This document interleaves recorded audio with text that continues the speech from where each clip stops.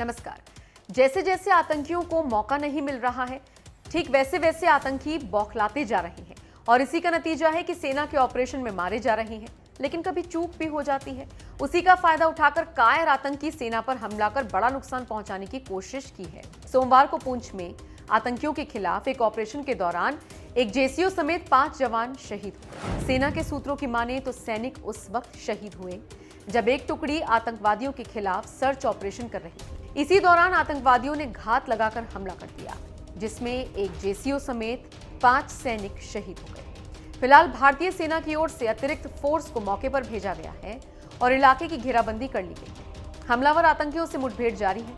सेना के अधिकारियों की माने तो पाकिस्तान से आए आतंकवादियों ने पुंछ के सुरनकोट इलाके में हमला किया।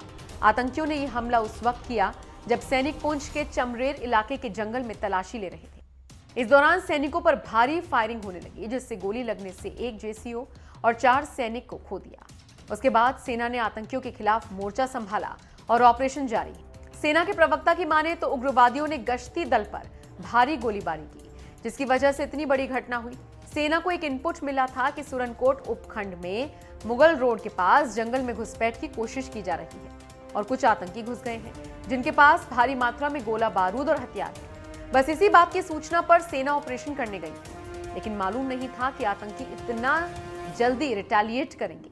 खबरों की माने तो मुठभेड़ में एक आतंकवादी मारा गया, जबकि एक पुलिसकर्मी घायल हुआ।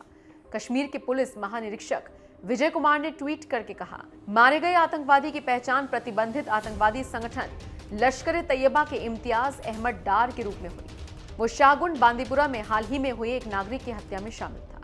तो आप समझ सकते हैं आतंकी और आतंकियों के आका क्यों परेशान है और इसका कारण क्या है।